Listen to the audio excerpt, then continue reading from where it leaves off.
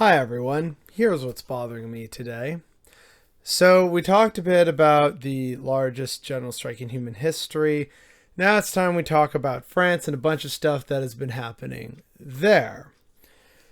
So in France recently, Emmanuel Macron's government passed what was known as Article 24, which was basically a giant shit show of a law that made it illegal for you to film police and allowed police to decide who was and wasn't press, along with some other kind of less than savory and shady things. The French did what the French do absolutely best, which is throw a shit fit, and nationwide protests erupted across that beautiful country. Now, some of you may have seen some of the footage, either of police brutality or some of the actions that the protesters were taking. And now we have some level of official news that Article 24 is being repealed and rewritten. So, not out of the woods yet, but it's a step in the right direction to be sure. And why I want to talk about this, besides celebrating this victory for the French, is also to show that peaceful protest is not what got this done.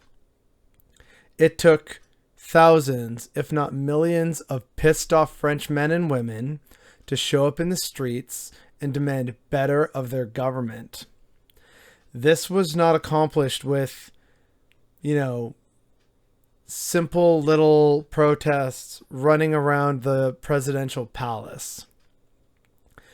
This was done by people who recognized that their actual liberty was under threat and that the proposed law was an unjust law, and they fought like hell against it.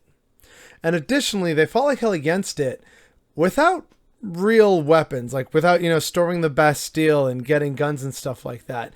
They made barricades. They used their old-fashioned tricks on how to handle police weaponry and police tactics, and also the sheer numbers of people who turned out in the streets.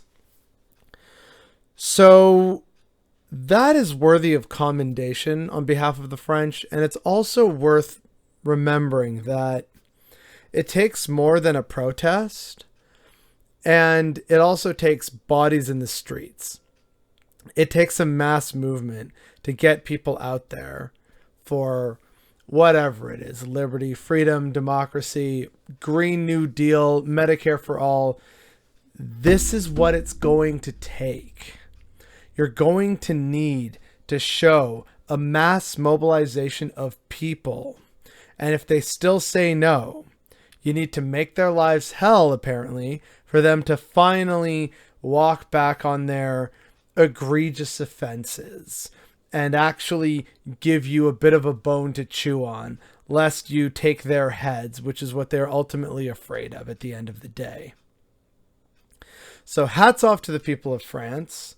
But of course, it still bothers me and annoys me deeply that this wasn't really covered too much in the news, except for a few snippets. Like, I saw a few articles basically saying, oh, well, they're protesting in France, but when aren't they protesting? There was very little mention of the really horrifying nature of Article 24.